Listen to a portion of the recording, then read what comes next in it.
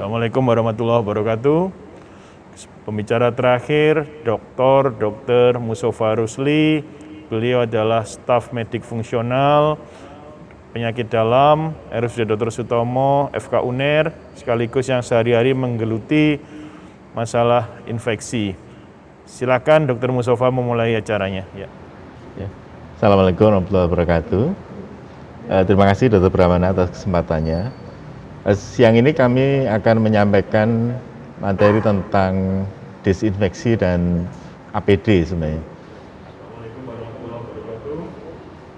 Pembicara terakhir, Dr. Mustofa Rusli. Beliau adalah staf medik fungsional penyakit dalam RSUD Dr. Sutomo, FK UNER, sekaligus yang sehari-hari menggeluti masalah infeksi. Silakan Dr. Mustofa memulai acaranya.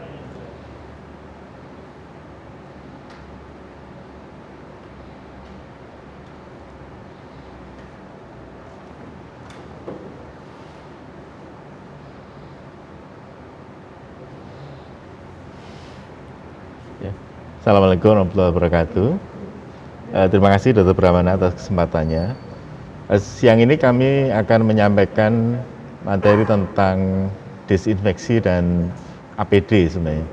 APD yang biasa kita pakai untuk COVID. Jadi apa yang saya sampaikan kali ini adalah materi yang sebenarnya sudah cukup banyak kita dengar, tetapi saya coba akan tambahkan beberapa perkembangan terbaru yang bisa kita dapatkan dari berbagai literatur yang ada. Yang seperti kita ketahui bahwa COVID-19 saat ini menjadi suatu pandemi yang menyebar di semua tempat, tidak hanya di tempat praktek kita, tetapi juga di masyarakat sebenarnya. Artinya dalam suatu kondisi pandemi, yang terpenting adalah ada terjadi penularan antar orang di masyarakat, sehingga perlu kita betul-betul memahami arti bahwa seseorang itu bisa tertular dari orang yang lain.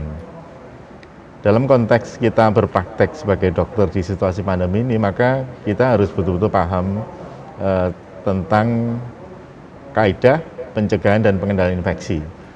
Ini suatu hal yang bagus sebelumnya di rumah sakit, tetapi karena dalam situasi pandemi ini, maka sesuatu yang biasanya hanya dilakukan di rumah sakit dan di tempat pelayanan kesehatan atau di nursing home, ini tampaknya perlu kita pahami untuk di semua tempat, termasuk di tempat praktek kita masing-masing, dalam konteks dokter berpraktek di situasi pandemi.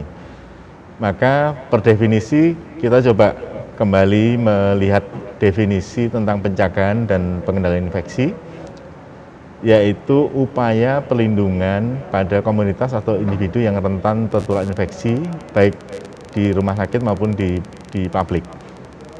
Kemudian ada beberapa orang yang memang akan rentan akibat penyakit yang dideritanya, misalkan orang diabetes, orang gagal ginjal, dan sebagainya. Kemudian tenaga kesehatan itu otomatis rentan sebenarnya, karena tenaga kesehatan akan dari waktu-waktu akan menghadapi orang yang sakit apapun. Juga orang-orang di sekitar orang yang menderita sakit. Maka dalam kaidah pencegahan dan pengendalian infeksi, kita harus betul-betul paham bahwa ada hal-hal yang perlu kita lakukan agar kita tidak tertular. Dan pada kondisi pandemi COVID saat ini, maka kita harus yakin bahwa seandainya pun kita tertular, maka kita tidak menularkan ke orang lain. Karena kita tahu bahwa sebenarnya kita tidak akan pernah tahu kapan kita tertular, karena yang bisa kita hitung adalah resiko kita tertular atau resiko kita menularkan. Seperti yang disampaikan oleh pembicara yang terdahulu, bahwa titik yang terpenting dari penularan COVID ini adalah masalah transmisi penyakit sebenarnya yang bisa kita modifikasi. Artinya apabila semua orang paham tentang transmisi dari COVID-19 ini, maka setidaknya akan banyak masyarakat yang bisa terhindar dari tertular. Maka untuk mencegah mode transmisi ada beberapa hal yang perlu kita lakukan. Yang kita maksud mencegah adalah kita memahami tentang precaution, atau dalam bahasa Indonesia kita sebut sebagai kewaspadaan.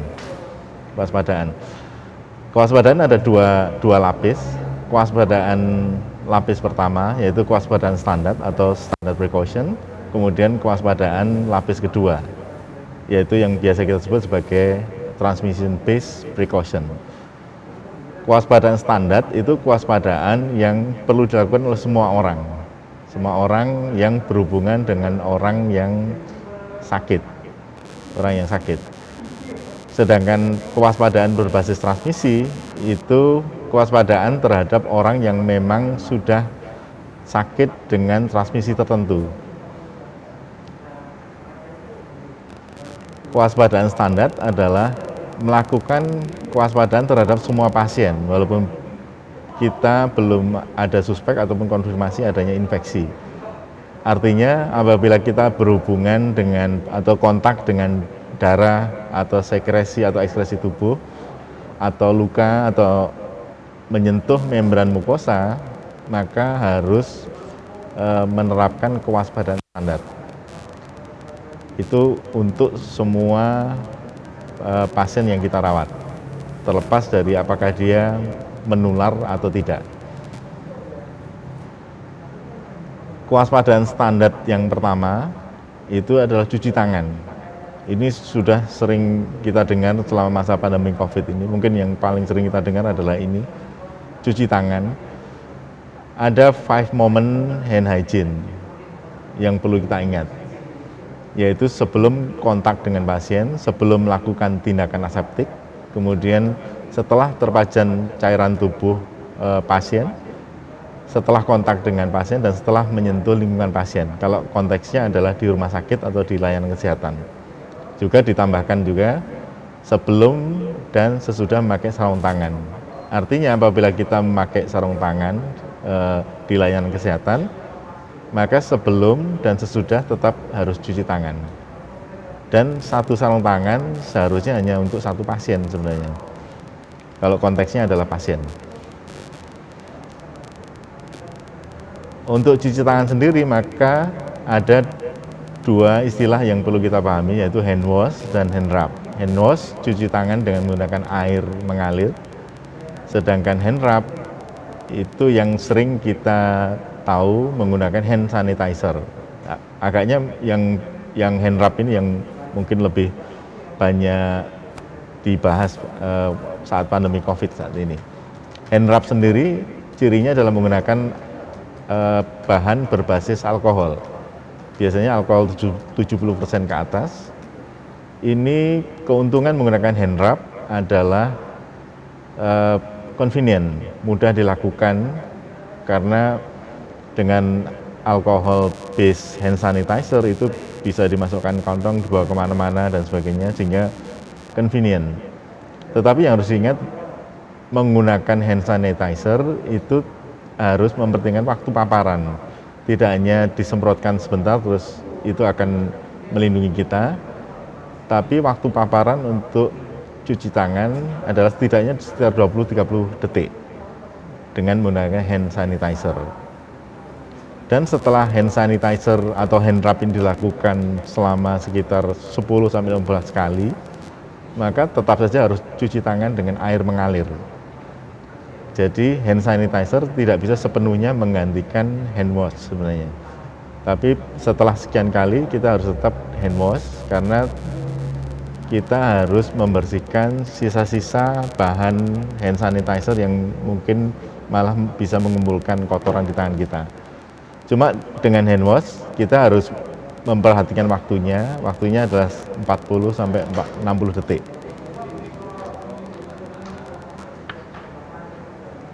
Ini adalah hand rub dan hand wash. Secara umum hampir sama, cuma bahan yang digunakan sedikit berbeda. Kemudian kita melanjutkan kewaspadaan standar yang berikutnya adalah dengan memakai alat pelindung diri.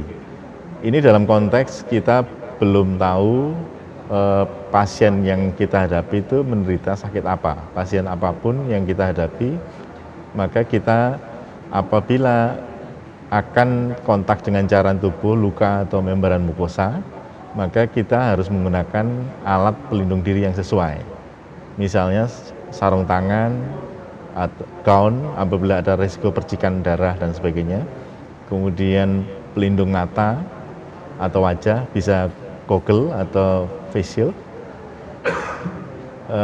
Ini dilakukan dengan mempertimbangkan bahwa semua pasien punya risiko menularkan suatu penyakit ke kita melalui cairan, luka ataupun membran mukosa.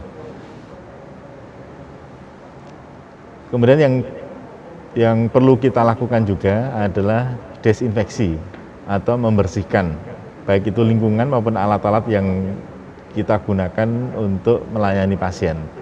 Yang paling sering kita gunakan misalnya stetoskop, itu seharusnya dilakukan desinfeksi pada setiap pasien. Apabila berganti pasien, maka perlu didesinfeksi, misalkan dengan alkohol swab dan sebagainya. Sehingga alat yang kita gunakan itu aman dan tidak mengkontaminasi pasien yang berikutnya. Ini salah satu kewaspadaan yang perlu kita lakukan, apalagi di situasi pandemi saat ini. Ini mungkin gambar yang sering kita lihat di media kita untuk senantiasa membersihkan lingkungan kita. Apalagi ada plastik dan misalkan ada pasien yang kita ragu apakah tadi batuk atau bersin dan sebagainya yang mengenai permukaan plastik atau meja di sekitar kita, maka sebaiknya kita melakukan pembersihan lingkungan itu sesering mungkin.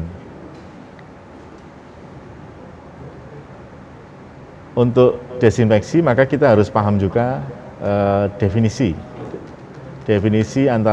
beda antara sterilisasi dan desinfeksi. Yang paling sering kita lakukan adalah desinfeksi sebenarnya, yaitu adalah membersihkan semua mikroorganisme patogen yang ada di sekitar kita. Tapi dengan desinfeksi maka itu akan bisa membersihkan hampir semua kecuali spora bakteri, karena spora bakteri tidak bisa hilang dengan desinfeksi.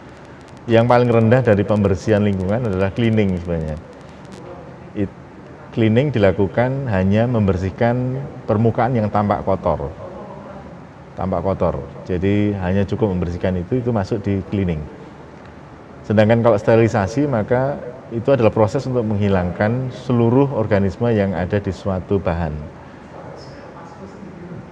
Maka ada banyak bahan yang tidak bisa dilakukan sterilisasi, terutama bahan-bahan misalkan plastik. Berbahan plastik maka biasanya sulit dilakukan sterilisasi dan maksimal hanya bisa dilakukan desinfeksi. Misalkan tadi saya sebutkan stetoskop, maka sudah jelas stetoskop tidak bisa disterilisasi, hanya bisa dengan desinfeksi. Bagaimana membersihkan lingkungan di sekitar kita? Seharusnya kita menggunakan sarung tangan dan sebagainya untuk melindungi tangan kita. Minimal gunakan sabun dan air.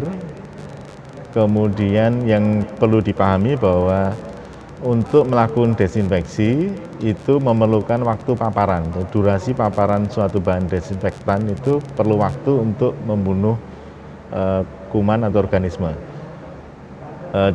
Di suatu literatur disebutkan bahwa setidaknya satu menit paparan terhadap bahan desinfeksi itu cukup untuk menghilangkan mikroorganisme yang ada. Setelah misalkan kita semprotkan di permukaan meja atau di permukaan metal di sekitar kita, maka setidaknya ditunggu 1 menit, setelah itu dibersihkan dengan lap microfiber, sehingga kita yakin bahwa sudah tidak ada kontaminan yang ada di permukaan meja kerja kita. Apa yang bisa dipakai untuk desinfektan? Ini yang termasuk household desinfektan, artinya banyak tersedia di sekitar kita. Misalkan perhidrol, kemudian klorin, dan yang mungkin paling sering kita dengar adalah menggunakan alkohol. Alkohol dengan kadar 70% etanol. Saat ini disinyalir ada beberapa bahan desinfektan berbasis alkohol yang tidak berisi etanol, tetapi metanol. Kalau metanol masih bisa dilakukan untuk membersihkan lingkungan, untuk cleaning atau desinfeksi meja kerja masih diperbolehkan, tetapi metanol sebaiknya tidak digunakan sebagai hand sanitizer, walaupun metanol sendiri adalah suatu bahan alkohol. Karena metanol bisa memberi efek samping untuk tubuh kita.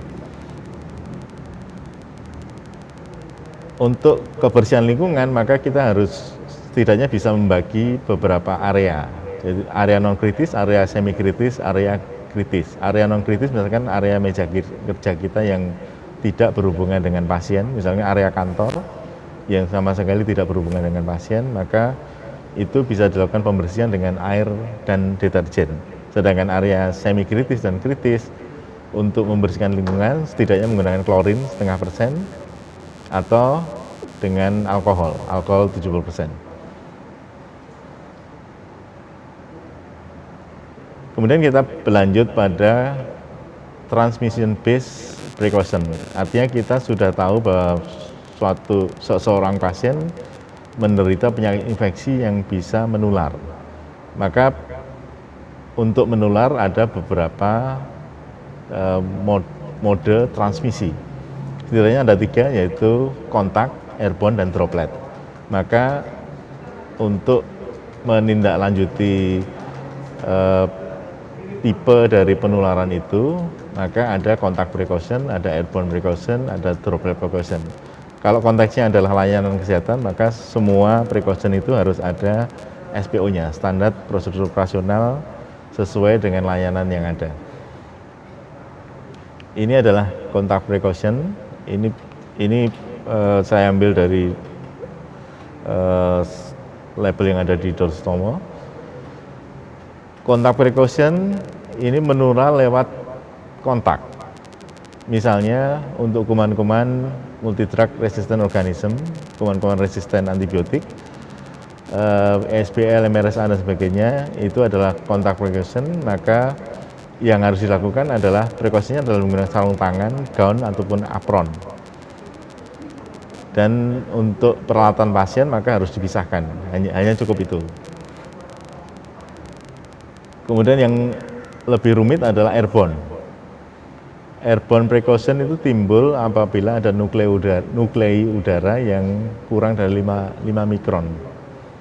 Sehingga asumsinya adalah apabila ada airborne precaution, maka bila seseorang misalkan menderita tuberkulosis dan dia batuk, maka nuklei udara dari batuk seorang tuberkulosis itu akan bisa menular untuk orang dalam satu ruangan itu. Karena nuklei udara yang kurang dari 5 mikron diasumsikan bisa melayang di udara tidak dipengaruhi oleh gravitasi, sehingga bisa menulari orang dalam satu ruangan, sehingga memerlukan airborne precaution. Artinya untuk airborne precaution memerlukan ruangan tekanan negatif, sehingga tidak menulari, tidak mengontaminasi lingkungan sekitar dari ruang isolasi itu. Untuk COVID-19 sendiri, secara umum disebutkan oleh WHO adalah droplet, bukan airborne, walaupun nanti akan kami jelaskan bahwa ada di situasi tertentu COVID-19 akan bisa menjadi airborne. Untuk airborne precaution, maka yang kunci untuk sebagai proteksi kita, salah satunya adalah menggunakan masker N95. Dan harus dipastikan bahwa masker itu tidak bocor di sampingnya. Artinya kita harus melakukan fit test atau leak test untuk masker kita. Kemudian droplet precaution, WHO menyebutkan bahwa sebagian besar COVID-19 ini ditularkan melalui droplet transmission. Maksudnya adalah diasumsikan bahwa penularannya adalah melalui droplet besar yang lebih dari 5 mikron. Droplet besar lebih dari mikron ini sangat tergantung oleh gravitasi, sehingga apabila seseorang yang memiliki transmisi droplet ini batuk atau bersin, diasumsikan adalah dropletnya itu tidak akan bisa lebih dari 1 atau 2 meter di sekitar orang itu. Sehingga precaution yang diperlukan adalah precaution secara droplet precaution. Artinya yang terpenting dari droplet precaution adalah jarak antara pasien dan yang berisiko tertular itu harus cukup, artinya harus cukup jauh. Contoh patogen yang dengan transmisi droplet precaution misalnya RSV, kemudian rubella, kemudian COVID-19 itu sendiri. Ini sebagai gambaran droplet airborne, kalau kontak sudah jelas, untuk menular perlu bersentuhan secara langsung atau secara kontak. Kemudian untuk droplet, maka jarak antar orang yang menularkan dan tertular itu setidaknya sekitar kurang dari 90 cm atau 3 feet. Atau dibulatkan oleh WHO untuk physical distancing adalah sekitar 1 meter. Sedangkan untuk airborne, maka karena tidak dipengaruhi gravitasi, maka penularan airborne bisa terjadi lebih dari 6 feet atau 1,8 meter. Artinya kalau kita melakukan proteksi secara airborne, maka tidak cukup jarak 2 meter untuk mencegah airborne. Untuk itu maka perlu pasien dengan airborne precaution, misalkan tuberkulosis, itu perlu dimasukkan isolasi tekanan negatif agar tidak mencemari lingkungan. Untuk COVID-19 sendiri, WHO memberikan scientific brief bulan Juli kemarin. Kita lihat bahwa bagaimana penularan dari COVID-19. Secara umum, sebagian besar adalah droplet. Disebutkan bahwa respiratory droplet lebih dari 5 mikron, 5 sampai 10 mikron itu hanya akan bisa menular dalam jarak 1 meter. Sehingga diharapkan ada, istilahnya adalah physical distancing lebih dari itu. Lebih dari 1 meter atau lebih dari 2 meter. Sedangkan WHO juga menyebutkan bahwa transmisi airborne itu masih bisa dimungkinkan untuk COVID-19, yaitu terutama kalau kita berdekatan dengan prosedur medis yang menghasilkan aerosol. Tadi Dr. Tri juga sudah menyebutkan bahwa ada beberapa prosedur medis yang bisa menyebabkan aerosol. Juga ada catatan tambahan untuk panduan yang terakhir itu adalah COVID-19 bisa menular secara transmisi airborne pada indoor setting, pada ruangan tertutup dengan ventilasi yang buruk. Maka ini menjadi catatan buat kita bahwa apabila kita berada di dalam ruangan tertutup dengan ventilasi yang buruk, maka kita harus sangat berhati-hati. Karena bisa saja terjadi airborne transmission pada situasi yang seperti itu. Untuk fomite transmission, artinya penularan lewat contaminated surface, itu biasanya dianggap lebih jarang, tetapi masih secara hipotetikal masih memungkinkan. Karena setelah seseorang menyentuh permukaan yang terkontaminasi, kadang-kala setelah menyentuh permukaan itu, dia akan menyentuh mulut atau hidung atau mata yang kemudian akan bisa menularkan ke orang tersebut. Sedangkan transmisi mode yang lain dianggap belum ada evidence yang jelas. Misalkan transmisi lewat feses, lewat urin, atau lewat intrauterin. Maka untuk mengantisipasi pola transmisi yang seperti itu, ada beberapa hal yang bisa dipakai, misalkan menggunakan masker bedah. Masker bedah bisa memblokir percikan dan tetesan partikel yang besar, partikel droplet yang besar, maka bisa dicegah dengan masker bedah. Apabila menggunakan masker N95, harus dipastikan bahwa masker N95 itu tersegel ketat sekitar hidung dan mulut. Sehingga apabila kita bernafas, udara harus betul melalui filter yang ada di masker, bukan melalui samping dari masker. Karena begitu udara bisa masuk lewat samping, maka sebenarnya efektivitas N95 itu menjadi berkurang. Ini adalah contoh APD yang ada di panduan WHO. Kita lihat ada cukup banyak. Untuk N95 yang ideal memang yang N95 yang warna hijau seperti itu dari satu merek. Tetapi tampaknya saat ini bisa dipakai N95 dari berbagai merek karena ketersediaan barangnya mungkin juga tidak sangat berlimpah juga. Kalau kita lihat di contoh APD yang digunakan di layanan kesehatan dari WHO ini tidak menggambarkan adanya hazmat. Maka kalau kita lihat di Juknis Kementerian Kesehatan, kita lihat bahwa Kementerian Kesehatan menyatakan bahwa penggunaan coverall pada COVID-19 ini ada statement khusus bahwa coverall itu sebenarnya dipakai untuk penyakit yang berbasis penularan kontak, yaitu lewat cairan tubuh yang terinfeksi, misalnya yang khas adalah Ebola. Maka coverall pada beberapa waktu yang lalu disebut sebagai APD Ebola. Dan ini tidak dipersyaratkan saat mengelola pasien COVID-19. Tetapi memang dipahami bahwa karena ini adalah situasi pandemi, di mana situasi peningkatan kasusnya di Indonesia masih cukup tinggi, maka penggunaan coverall ini dianggap dapat memperluas area perlindungan bagi tenaga kesehatan. Sehingga kalau kita lihat di banyak layanan menggunakan hazmat atau coverall.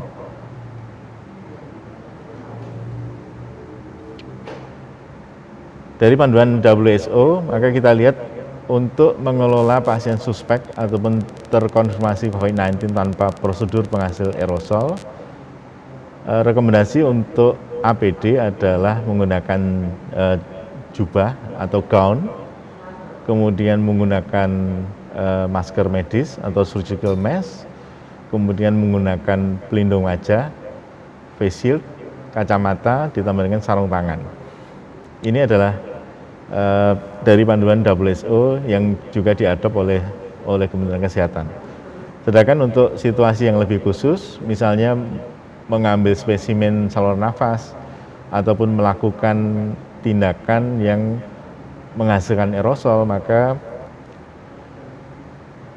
APD yang standar ini ditambahkan dengan harus menggunakan respirator N95 atau FFP2, di mana dengan N95 maupun FFP2 kita bisa mencegah penularan transmisi airborne yang bisa dihasilkan oleh prosedur penghasil aerosol tersebut.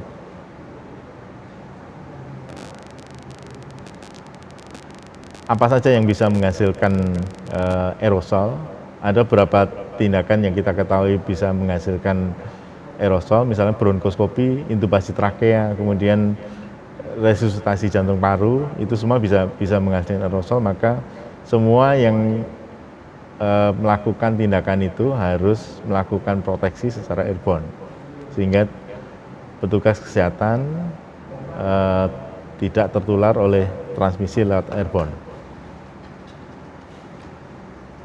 Ada beberapa evidence yang mulai muncul akhir-akhir ini, karena memang COVID-19 suatu pandemi yang baru saja muncul, sehingga salah satu yang mempersulit kita membuat panduan dan sebagainya adalah karena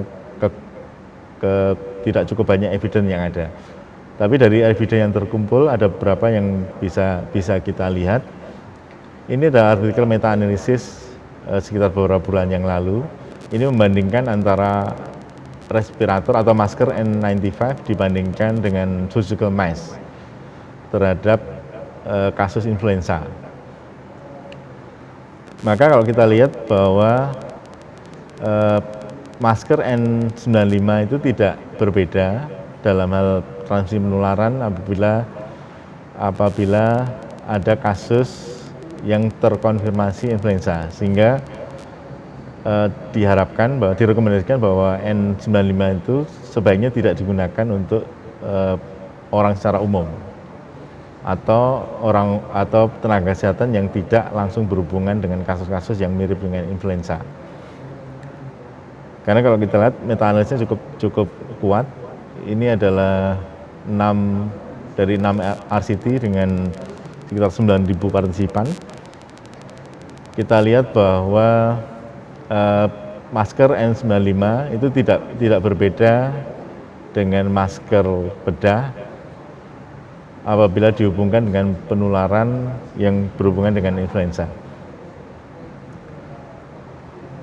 Ini meta-analisis yang baru 2 bulan yang lalu, baru dipublish 2 bulan yang lalu. Ini menilai tentang efektivitas dari physical distancing, masker, dan pelindungan untuk mata, goggle dan sebagainya untuk mencegah person-to-person transmission dari SARS-CoV dan COVID-19.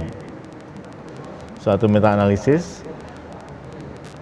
Meta-analisis ini mendapatkan hasil dari beberapa ratus studi observasional, dan di sini dinyatakan bahwa tidak ada studi RCT yang dipakai untuk meta-analisis ini. Tetapi jumlah partisipan kalau secara kumulatif cukup besar, sekitar 25.000 lebih. Hasil dari meta-analisis ini menyebutkan bahwa transmisi virus itu menurun apabila dilakukan physical distancing setidaknya 1 meter atau lebih. Setidaknya 1 meter physical distancing itu bisa mencegah penularan virus SARS-CoV-2. Dan proteksi ini menjadi jauh lebih tinggi apabila dilakukan sampai dengan jarak 2 meter. Artinya pengetahuan dan panduan yang kita lakukan selama beberapa bulan terakhir ini kelihatannya memang benar harus dilakukan, karena evidence sudah menyatakan jelas seperti itu. Kemudian penggunaan masker dapat secara besar dapat mengurangi risiko dari infeksi. Ini juga kita pahami bahwa penggunaan masker mengurangi infeksi, dan ini sudah terbukti secara kuat dengan meta-analisis ini. Juga penggunaan proteksi mata, baik itu dengan goggle ataupun dengan face shield, itu berhubungan dengan infeksi yang lebih rendah. Dinyatakan dalam meta-analisis ini bahwa baik masker N95 dan masker bedah memiliki asosiasi yang kuat untuk proteksi dibandingkan dengan single layer mask. Seperti kita tahu bahwa masker bedah minimal ada triple layer. Sehingga kalau kita lihat meta-analisis ini, kita menganjurkan bahwa dalam memakai masker sebaiknya tidak menggunakan masker yang single layer. Artinya hanya satu lapisan masker, tetapi setidaknya 3 lapis seperti yang ada di masker bedah. Kemudian dari meta-analisis ini menyatakan bahwa memang masker N95 memiliki asosiasi yang lebih kuat untuk proteksi terhadap transmisi virus. Tetapi memang dinyatakan meta-analisis ini menyebutkan bahwa disebutkan sebagai low certainty. Artinya walaupun strongly associated, tapi ada status low certainty. Kemudian untuk masyarakat umum, meta-analisis menyebutkan bahwa ada bukti kuat bahwa physical distancing lebih dari 1 meter itu sangat efektif dalam melindungi transmisi. Kemudian masker juga berhubungan dengan proteksi yang kuat, bahkan pada non-healthcare setting, yaitu di masyarakat umum, baik dengan masker bedah maupun dengan masker non medis. Artinya bahwa panduan tentang physical distancing kemudian menggunakan masker itu tetap harus dijalankan, karena ternyata memang sangat efektif untuk mencegah penularan virus. Ini adalah panduan penggunaan yang disebutkan Kemenkes di Juknis tentang APD. Maka dalam hal menggunakan APD, kita yang pertama adalah menetapkan indikasi penggunaan APD itu sendiri, yaitu dengan mempertimbangkan risiko paparan, kemudian dinamika transmisi. Artinya tidak semua orang membutuhkan masker N95, ada beberapa tenaga medis yang memang perlu N95, ada yang tidak perlu menggunakan N95. Kemudian dalam menggunakan APD kita harus memakai dengan benar. Kita harus donning, memakai dengan benar, juga harus melepas dengan benar. Dan kadang-kadang nomor 4 ini sering tidak terlalu diperhatikan, yaitu cara mengumpulkan atau cara membuang yang benar. Ini biasanya kalau di layanan seharusnya ada SPO yang mengatur ini. Bagaimana memakai dengan benar, bagaimana melepas dengan benar, dan bagaimana membuang atau mengumpulkan dengan benar. Setelah itu harus ada SPO pengelolaan limbah dari APD itu. Kalau ini sering kita jumpai di masyarakat awam, banyak masyarakat awam yang menggunakan masker bedah, tetapi menggunakan dengan kurang benar, yaitu misalkan dengan masih tampak hidungnya seperti ini. Maka hal-hal seperti ini yang mungkin perlu kita sebagai dokter yang berpraktek perlu sering mengingatkan ke masyarakat juga, bahwa menggunakan masker yang seperti ini, masker yang tidak menutup dengan benar seperti ini, itu memberi risiko ke lingkungan. Tidak hanya mereka bisa tertular virus, mereka juga bisa menularkan, karena sudah jelas lubang hidung mereka tidak tertutup masker dengan benar. Kita harus pakai masker N95 dengan benar, donning harus dikuasai dengan benar, karena apabila kita menggunakan tidak benar maka efektivitas juga akan berkurang.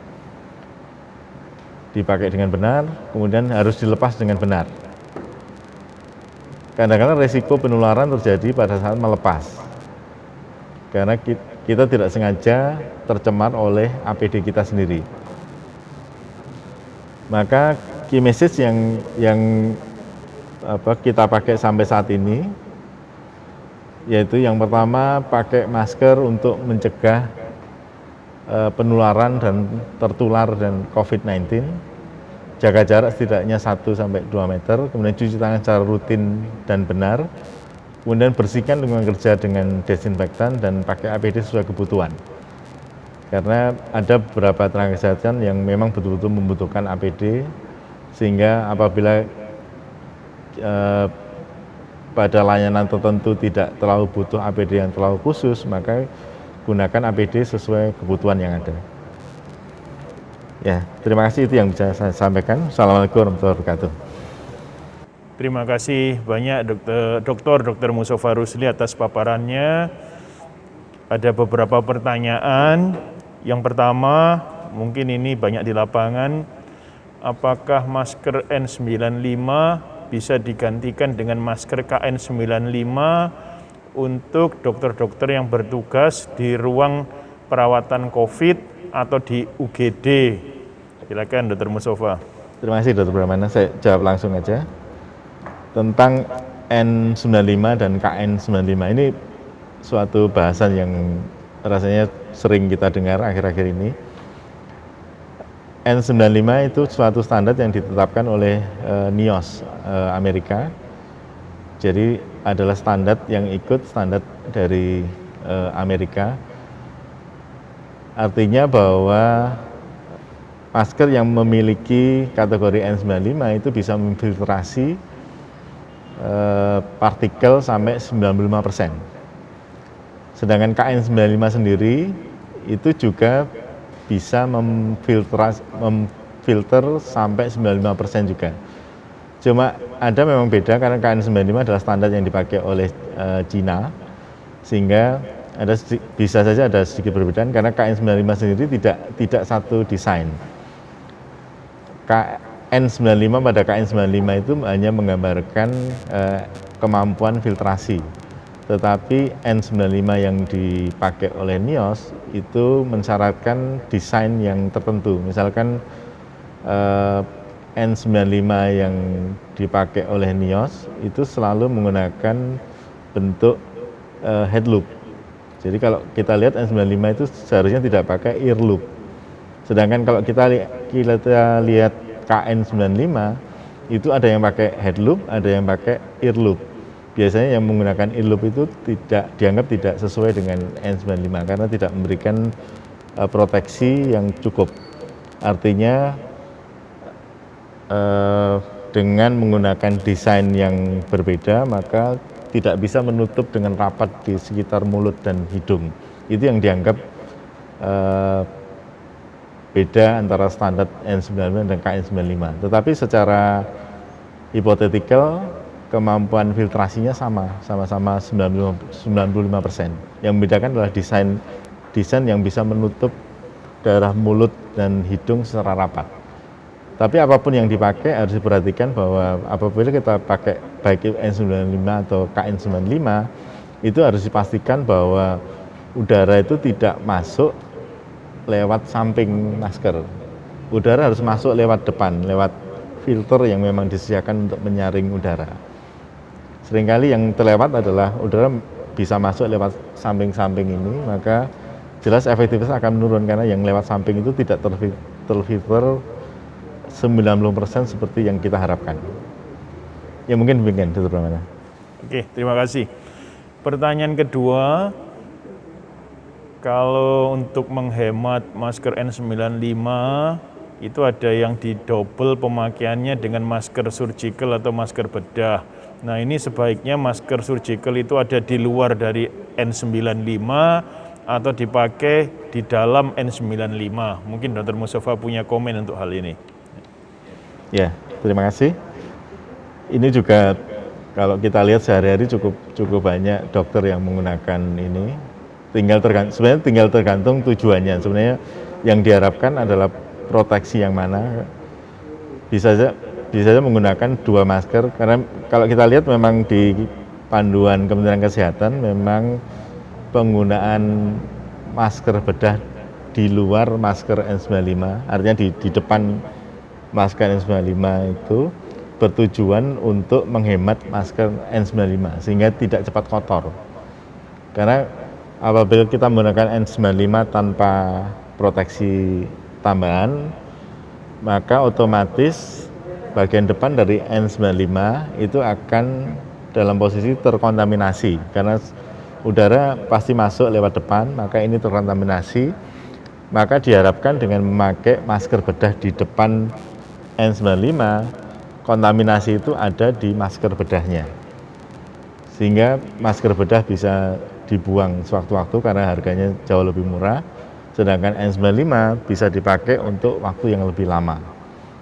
Jadi kalau tujuannya memang untuk mencari proteksi filtrasi 95%, maka yang dipakai di belakang adalah N95. Kalau yang dipakai belakang adalah masker bedah, maka mungkin perspektifnya bisa terbalik karena yang berarti itu untuk menghemat masker bedahnya, bukan menghemat masker N95-nya. Jadi tapi apapun menggunakan dua masker N95, masker bedah, N95 tetap saja harus diperhatikan tidak boleh bocor. Artinya udara tidak boleh masuk lewat samping-samping masker N95. Masker bedah dipakai untuk menghemat N95 sehingga tidak mudah kotor karena kita menghirup udara akan masuk lewat depan. Ya mungkin demikian. Oke, terima kasih. Jadi untuk masker yang didouble itu sebaiknya masker bedah dalam rangka menghemat N95-nya, maka memakai N95 dulu baru kemudian di cover oleh masker bedah. Begitu mungkin inti jawaban dari Dr. Mustafa. Mungkin pertanyaan yang terakhir, bagaimana tentang home visit di era pandemi ini? Karena kan ada program home visit sebelum pandemi. Nah, ketika pandemi bagaimana program home visit dan APD-nya sebaiknya bagaimana? Ya. tentang home visit, mungkin kalau kita pahami bahwa home visit artinya bertemu dengan orang, cuma dalam home visit kita juga bertemu dengan lingkungan orang itu. Maka kita harus memahami risiko penularan. Kembali ke tadi, bagaimana dalam melakukan home visit itu kita harus pahami risiko yang kita hadapi seperti apa. Kalau kita hanya menghadapi orang saja, misalkan di halaman home visit di halaman rumah seseorang, maka cukup dengan masker bedah dan physical distancing saja 1 meter lebih, itu sudah cukup untuk bisa melindungi kita tidak tertular. Tetapi kalau konteksnya home visit, kita masuk ke rumah seseorang, apalagi masuk ke kamar seseorang, artinya setting indoor, apalagi ruangan seseorang itu ventilasinya tidak baik, maka proteksi yang kita pakai tentunya berbeda, karena resiko seperti yang dinyatakan WHO tadi, ruangan indoor dengan ventilasi yang buruk itu beresiko untuk terjadi transmisi airborne. Maka untuk setting seperti itu kita harus menggunakan setting airborne, minimal menggunakan N95, menggunakan gaun, pakai face shield dan sebagainya. Jadi untuk home visit kita harus tahu resiko apa yang akan kita hadapi. Jadi kita bisa berhati-hati agar tidak tertular. Terima kasih Dr. Mustafa. Kami nyoba menyapa Prof. Menaldi, masih on sampai sekarang. Prof. Menaldi Rasmin, kalau beliau masih ada. Ya, mungkin ini yang paling pas menjawab Prof. Menaldi. Ada pertanyaan, mengapa para dokter atau tenaga kesehatan masih ada yang terpapar padahal sudah menggunakan APD? Mungkin minta komen dari Prof. Menaldi Rasmin. Ya. Kalau sampai dokter kena gitu ya, tentu yang pertama kita lihat dari sisi masalah di dokter dalam hal mungkin memang kondisi tubuhnya kurang sehat gitu ya. Mungkin memang dia kelelahan karena atasannya nyuruh kerjanya nggak tanggung-tanggung begitu. Tapi ada sisi yang lain yang mestinya dokter tuh menjaga. Jangan mengabaikan dan jangan lalai. Yaitu apa? Jangan menambah viral load di dalam badan kita. Maka kita yang mesti tahu diri berapa lama kita bisa terpajan, berapa banyak kita boleh ketemu orang yang sakit karena kita tidak tahu dia sakit apa. Mungkin dia sakitnya kanker tapi dia bawa COVID, kita tidak tahu gitu. Dan berikutnya adalah apakah daya tahan tubuh kita cukup untuk menghadapi itu. Jadi pertama adalah dari sisi dokter sendiri, tolong dipahami betul tentang daya tahan tubuh sendiri, kemudian kemampuan kita, walaupun kita daya tahan tubuh kita cocok. Saya ambil contoh satu sejawat saya saat ini di luar kota, bukan di Jakarta, bukan di Surabaya, di pulau lain lagi gitu ya. Beliau itu visit pasiennya tiap hari, dia anak muda, umurnya baru 41 tahun, cukup muda. Dia visit setiap hari di 2 lantai yang isinya COVID semua. Ujung-ujungnya sakit sekarang, dirawat, masuk di ICU juga begitu. Jadi jangan begitu gitu ya. Kita yang mesti tahu berapa kuat kita, berapa patut kita, kemudian kita harus berani menentukan sampai batas segini kita bisa bertemu dengan pasien. Seperti saya katakan tadi, di Persahabatan yang rumah sakit rujukan untuk bertemu dengan COVID, saya atur setiap dokter itu hanya ketemu 2 kali seminggu dan hanya 2 minggu. Setelah itu dia istirahat 2 minggu untuk kemudian baru ketemu lagi. Itu pun dipindahkan ke lantai di yang lain gitu, supaya dia tidak terus-menerus terpajan dengan suasana yang sama. Begitu. Oke. Terima kasih banyak Prof. Menaldi Rasmin. Dengan jawaban terakhir ini, maka waktu juga yang membatasi kita. Saya ucapkan apresiasi, terima kasih setinggi-tingginya untuk Prof. Menaldi Rasmin, Ketua PPID, dan semua pembicara, tidak lupa juga semua panitia. Mudah-mudahan acara ini bermanfaat bagi kita semua, dan kita bisa bertemu di lain kesempatan. Kurang lebihnya, saya atas nama ID Surabaya, mohon maaf bila ada kesalahan di sana-sini, dan nanti mudah-mudahan sertifikat akan dikirimkan ke alamat email masing-masing peserta pada saat mendaftar. Kita usahakan berikut dengan PDF dari PowerPoint-nya. Sekali lagi terima kasih, kita akhiri acara ini. Assalamualaikum warahmatullahi wabarakatuh.